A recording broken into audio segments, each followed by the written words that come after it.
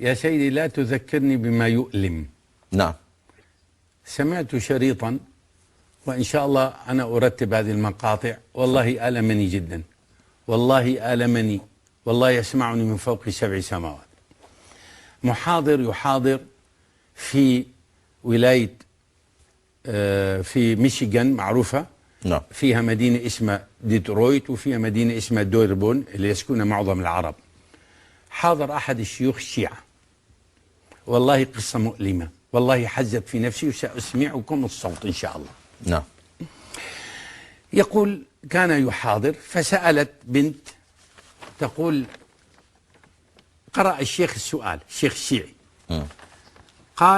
قالت أنا عمري 20 سنة وما زلت بكرا وإني أكره التمتع ولا أحبه لنفسي وأنني كذا، فماذا ينصحني الشيخ؟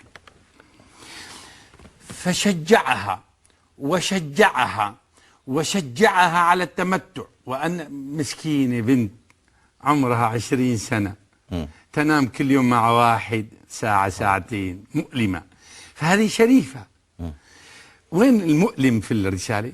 بعد أن شجعها قال تأتين إلى إدارة المسجد بعد المحاضرة، هكذا قال أمام الناس مشان يعلم القرآن. نعم. مشان يعلم القرآن.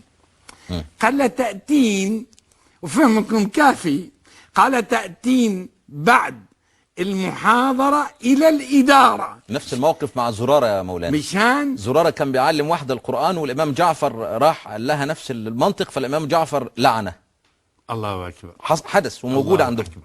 ثم أنا أسمع هذه القصة. نعم. ثم انتهى من محاضرته وانتهى من أسئلته، وآخر شيء قال السلام عليكم، بيقول السلام، بعدين تذكر قال البنت اللي سألت عن المتعة لا تنسى تروح على الإدارة. والله عصر قلبي عصرا، والله العظيم تألمت ألما شديدا.